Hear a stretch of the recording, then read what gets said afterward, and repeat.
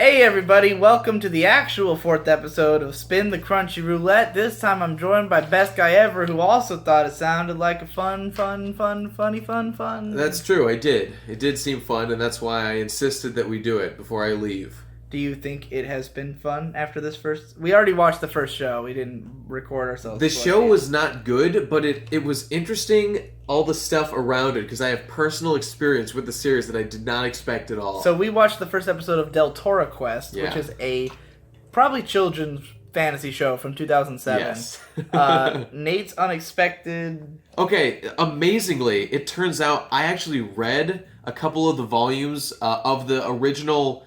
When the credits come on, it says, based on the story by Emily something. I was like, this is not a normal anime. I read the, young adult fiction that this anime is based on when I was, 12 or 13, when I was really into stuff like the Young Merlin books and, Wheel of Time was in its early volumes.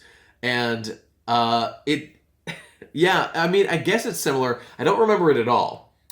This anime was very bad, though, and those books... were not great. Even back then, I only read book 1, which was amazing for me, because I was easily invested in, even the slightest good kind of fiction, and just, was not impressed by them. So, I don't really have much to say about the series back then, but to see that it was turned into an anime, despite not being a very popular series, and not being very good, is fascinating to me. What on earth could have compelled them to turn this series into an anime? Weird as well that it's got fairly good staff who worked on it. Yeah. It's written by Yoshida Reiko, who wrote K-On! Amongst many, many other things. Mm-hmm. I mean, she's generally a great writer, but, writers are kind of for hire. Right. She's adapting some Western book or whatever. The first episode, it started off okay. At first it seemed like it was just it felt like generic fantasy, but it's this kid running around, stopping bad guys, swinging swords and shit. It had some energy and life to it. Yeah, that all went away real fast. Yeah, and then it's the kid gets himself cornered, and then his dad tells him his entire backstory and the whole history of the world, and it was just this almost the entire second half of the episode is just an exposition dump that lasts forever. There are compelling elements though, because when I was a kid, so the whole premise is that there's this belt. Nothing else matters except there's this belt that's magic. And, the chosen one is the only guy who can use it. And it's got 7 slots. And you want to fill up those 7 slots, because something awesome is going to happen when you fill them up. And by the way, the anime is, 65 episodes long? Not acceptable. Not an acceptable length for this. But I gotta say, the fact that each one is, a different color and a different element and represents a different race, that's the sort of thing that gets, the 13-year-old me, my dick rock hard. I want to know everything about it. So I can see why this would easily bait kids into watching it, but just terrible. Just not good. It's so boring. It was really boring. So boring. Right around the time when it was transitioning into the second half of the episode, I went on my phone to check who the character designer is, and I couldn't return. I kept looking back at the show and then being like, "What? No!" It looked like the Full please Metal Alchemist guy. Find something to entertain me, girl. Girl, I know it's a girl. Just but yeah, gender neutral term. Yeah, that's. I mean, we watched it dubbed on Axe because that's what Crunchyroll gave us. Yep. Very mediocre sort of state. It definitely felt like it was a dub for American TV. That's true. It felt like not quite like a 4Kids dub level, but it was definitely. It's like Fox. It felt like it might have been dumbed down a little bit by the dub. They had their own ending theme, which was obviously not the original ending. Always theme, love those. Which sounded terrible. Yeah. I mean, it definitely was trying to keep with a high fantasy atmosphere. It wasn't trying to be goofy or anything, but yeah. It was really bad. No one should watch it. I think that's our overall review. Yep. Not impressed. I think it's possible that Crunchyroulette... I've had a lot of people tell me they try to do this game themselves. And I get the sense that Crunchyroulette's a very fun game to play with anyone but me. Really? Because I've seen so much anime that when I go through and try to find stuff I don't like, we always end up landing on a bunch of horse shit. This one was fun because I actually had history with it. Yeah, I mean, sometimes you learn some interesting things for sure. Yeah. but I don't know. I don't know how much you value that information. It was a fun way to spend 20 minutes, even though it felt way longer when we were watching. Wow, yeah. It was 20 minutes including opening and ending, and somehow it felt eternal. Yep. But now we're going to do another one. Let's do it. Yeah. All right, well, we just watched the first episode of Bonjour, Sweet Love Patisserie. Yeah. It was okay. It had more personality than I expected. There was pretty decent animation. I liked the fashion. The fashion was real cool. Yes, the best thing about this show to me was definitely all the character designs, especially all the girls. Yeah. Very fashionable clothes, great hairstyles. Main girl has fantastic hair. Great colors. Sublime. On all the outfits. Great shoes. Very nice shoes. Very clean shoes. Yes. Especially the main angry dude. Yes. He had great boots. This shirt really makes my tits stick out. Yeah. I've got great fashion going on. But anyways, it was only 5.5 minutes. It was exactly. I was like going into it. I was like, this is gonna be a show about 5 pretty boys and a girl going to school with them. It was actually about 4 pretty boys and a girl. And yeah, that's the plot. But they are multicolored boys. Yeah, and she wants to sex them. It's pretty clear where it's going. I mean, it has some heart to it. Has some great facial expressions. Good pacing and stuff, but I can't. I'm not invested in what I know this is gonna be. So like, I can't say I'm gonna watch more. I don't have a problem with it, but every fucking time I watched this show, this K-drama in college called Boys Over Flowers, which was about a poor girl who meets 4 super cute boys. There's the one with the bad attitude who's obviously the one she's gonna end up with. Every fucking time, it's the exact same shit. It's a formula that they do not deviate from at all. I mean, this is obviously that. I believe Boys Over Flowers was a manga originally. It was a manga, and then it was a Japanese show, and then it was a Korean show, and I happened to see that Korean version, and it was awesome. But this doesn't look as good as Boys Over Flowers. No, well, that one's pretty famous. I loved it. Incidentally, not this thing. Yeah, I don't know. I mean, if this was my genre, I'd probably be pretty hyped for it because it is cute and fun, and I like the fashion. I like the main girl. Yeah, she's Genki. If I liked this kind of show, I would definitely like this show. But at least it was 5 minutes. I like that about it. Let's do another one. Okay, let's do another one.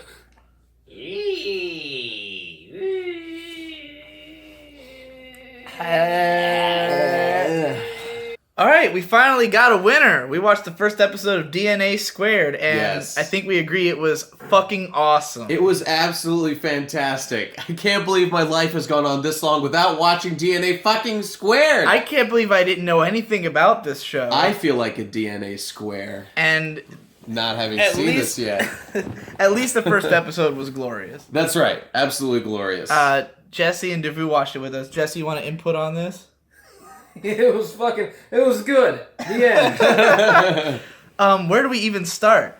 So it's time travel initially, but that doesn't matter. What's important is that it's about this kid who can't be around girls. He's allergic. He's allergic to girls and he throws up. But it's right off the bat, the fan service is so on point with the show. It's fantastic. Let me try to dial that back a little bit. Okay. So this is the 90s, 1994. Yeah. All the girls are very much 90s hot. They've all got awesome hair, awesome cool 90s hair. Yeah. One girl looks like Video Girl Ai. One girl looks like something from Ichigo 100%. The main girl from that. And the blue-haired girl, I guess she's kind of Video Girl Ai-ish as well. They've got that swooshy cool hair. All of them just perfect 10 out of 10 bodies. Yep. Everyone in this show is crazy fucking attractive. And the fan service just gets it. It really does get it. Because, I'm always saying that, that I want to do analysis of what makes anime girls, hot. Mm-hmm. And I think it's all line art. It's all about the subtle curves of the lines. And this show, there's scenes where it'll just show, a little peak of a curve of titty. And the main character guy is and we were all with us. They really get it. During the OP? Bumper. Yeah, the OP was great, but I was just thinking of the one that stuck with me most was during the bumper when blue hair girl kind of lifts her leg and does this twirl around. Yeah. It was the most beautiful bumper I've ever seen in my life. Awesome. It was incredible. The animation is fucking great. It's so good. it's not that it's always like moving and stuff. It's just that every expression is lively and cool. The character's always like, there's some shots where it'll just be like a picture of a girl's face and she's like making a really suggestive expression that's like deep and interesting. And there's lots of emotions packed into everything and lots of movement. When there is movement, it's good. It's good movement. It looks great. Great art. And great backgrounds. Yeah. Super highly detailed backgrounds. Setting feels very alive. It really didn't even need to. Right off the bat, the setting was great. The city with all the colors, it felt kind of, I don't know, it felt great. Great stuff. It looked beautiful. It's got the goofy, like, definitely along the lines of like Ranma 1/2 and Video Girl Ai and other shows like that of the era. But it's like as good as any of those. Yeah. It was no worse. Like I've seen a lot of shows from this era that are like shitty versions of Ranma 1/2. This is not that. It's good. I thoroughly enjoyed it. I love the premise, which is that, as you said, the main character kid is allergic to girls. Yep. But this girl from the future, this blue-haired girl from the future, goes back in time because she's searching for the Mega Playboy. The Mega Playboy. And in the future... Which is a man. Which is a dude. In the future, they have genetic manipulation, and she's trying to go back and manipulate the genes of the Mega Playboy because this was a guy who was so attractive to women and so perfect that he impregnated 100 women, and each of his sons, I guess they were all sons? Well, it could have been daughters too. I mean, just that they all had 100 offspring. Well, a woman can't have 100 kids, probably. Yeah. Let's assume it was all guys, whatever. Like, he impregnates 100 women, and each of his sons also impregnated 100 women. And it created this, like... You're talking about me. It created this rapidly increasing spike in the birth rate. Yeah. Overran the world. His progeny is so good at producing kids, it causes a massive overpopulation problem for the entire fucking planet. So this girl has gone back in time to shoot him with something that's meant to change his DNA. Right. In the process, she's actually the one who creates... It's a closed time loop. It's beautiful. She accidentally makes him the Mega Playboy. And which operates... As you pointed this out, and it actually was like this. It's just like Yugimoto and the Pharaoh. Not only does his hair get like bigger and pointer, he also grows like 3 feet tall. It's exactly the same rules. He grows much taller. His hair is different. It's like, oh god, I wonder which one came. This would have started around the same time as the Yu-Gi-Oh manga, I want to say. So I really wonder which one came first. And what magazine this was in. I'm curious too. I don't know. It's definitely shonen, but with that like... that real dirty edge to it, like Ichigo 100% or something like that. A little bit of spice. Yeah, I love it. Yeah. Fukuda from Bakuman would have been a big fan of this. Oh, absolutely. He would have absolutely loved this. By the way, shout out to the childhood girlfriend with the massive tits. Oh my gosh, there was this amazing, like, below tit shot where her curvature is just glorious in your face. Towering a wall of tits. A wall of tits, it was awesome. Everyone was so beautiful. The women are just unbelievably attractive, and the main guy, I love him. Yeah, he's like a goofy, spiky-haired shonen anime dude, and it's funny because he looks kind of almost out of place because all the women are like just beautiful, like artistic masterpieces, and he's like Naruto, with the spiky hair. But his attitude is. He's just like, I just want to make it with a woman. He reminds me of the My Hero from High School DxD. That guy is just on a quest to fuck, and this guy is very much the same. Those are my favorite characters. They're the best. And the sort of villain, like, because okay, so in the beginning, he's like with this woman or this girl, and it turns out that she's like using him. She's trying to get back at her boyfriend, who's like who's an asshole, right? Cheats on her all the time. Her boyfriend is like obsessed with the idea that he has perfect DNA and therefore all women love him, and he thinks that his DNA and hers are drawn to one another, and it's literally red pill. He drops that. Yeah, it's literally red pill. If you've ever read any red pill stuff, this is like 100% what they talk about. He's big into the Aryan race, I can tell. Yeah, well, like just the stuff he says about like. Like women can't help but be attracted to men of certain DNA, and they just want to do things for you and stuff like that. I mean, of course they're attracted to me for my wealth and my beauty, but also there's the DNA. The DNA, And as he's like the girl's like gonna break up with him because she catches him cheating, and he's like going to her apartment, and he's like monologuing to himself like, I don't understand how she could possibly not be in love with me. My DNA is so perfect. He is in deep. Could it be that someone with stronger DNA? Yeah, that's the only rationalization, that the guy has stronger DNA than him. I really want DNA to be like power levels in this show. Yeah, Whoever has the strongest DNA wins. I'm hoping they have battles. I really want there to be some kind of battle. Will that just be them coming on each other? Yeah. You know, there was talk of how they need to mix DNA, which is just fucking. So, you know, I want to see that happen more. Overall, I need to finish the show sometime. Yeah, I don't know if the show stays as good as episode 1. Yeah. I mean, I don't know where it's gonna go other than him fucking all the girls in the series. But like, I am totally on board. I had a great time. It's great. It's awesome. You know, and this is a show that like, because when I looked at Mal, the score wasn't very high. You know, I've never really heard people talk about it, but I highly doubt that has much to do with the quality of the show as much as it does to do with it's a fan service show. Yeah. And people don't value fan service shows as highly. You know, people just be like, oh, whatever, it's just about a guy trying to fuck a bunch of girls. No, it's the way it presents a guy trying to fuck a bunch of girls. And not to mention, it's just fucking gorgeous. The show looks fantastic. And all the characters are great. Yeah, the blue-haired girl is fucking... Instantly, I was in love with her. Like, before we even knew the premise at all, they just showed her getting on her spaceship, and she's just like this goofy 90s girl. I'm rooting for the childhood friend. That's my girl. She's definitely the hottest She's one. so stacked. God, it's awesome. Yeah, I think blue-haired girl's my favorite, but childhood friend is definitely the hottest. She has perfect proportions. She does. She's I would got put the her in my proportions. she's close to the Haruhi proportions. I'd put her in my top tier of anime hot chicks. You know. Yep. Agreed. She's right up top. I had to see more. I want to see her in other outfits. I want to see all of them in other outfits. I think he'll provide. Yeah, I think so. So that's it, I guess, for that one. You want to do one more? Let's do one more. Nothing's gonna top that. It's gonna be way worse. But I want it to be a fucking bomb. Let's see how it goes. Alright, our last show we watched was Sekaiichi Hatsukoi. Yep. Anyone who's seen this show will know it's a gay yaoi. Yeah, just like this one we're in right now. Yeah. Ew. It was cool. I enjoyed it. It was a little... I think I would have enjoyed this more if we hadn't just watched DNA Squared right before. That was a capstone moment. Because DNA that show Squared. is so good. And like this one... I thought I like the characters and the dialogue. I like that it's like about this. Okay, the main character is this guy who we start off with him in high school. He's this like adorable, wide-eyed kid. Wants to fuck his senpai. Yeah. As all straight men do. Yes. In this case, gay men do. Yeah. But he wants to fuck his senpai, and then it skips to 10 years later, and he's a jaded adult who is going to work in the manga industry. He wants to be in the literature industry. Right. He wants to be a lit guy, not into manga, but he ends up having to do manga, and he's all bitter about it. I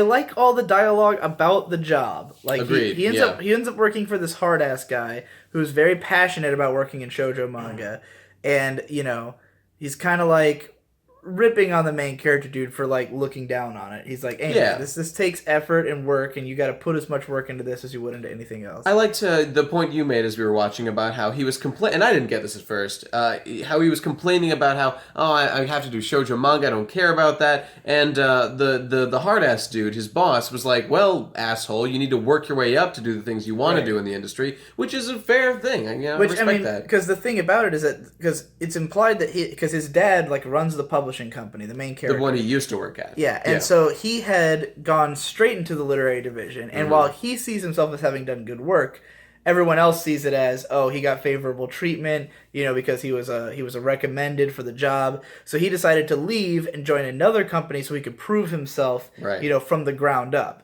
But then, of course, when he gets put in shoujo manga as opposed to lit, he's like, what the fuck? And the guy's like, oh, you wanted to work from the ground up, motherfucker. Well, here you are. He learned something from that guy right away. What he doesn't seem to realize, neither one of them realizes, is that was his senpai, who he totally fucked in high school. Yeah. I like that they did fuck. That's one of the best... Yeah, they clearly showed that they fucked. It was good. It was good. One of my number one favorite things about shoujo manga fucking happens. Yeah. It's totally a different world. It's so bizarre to me how chaste, like, shonen, anything aimed at men is. In shonen, it's always like...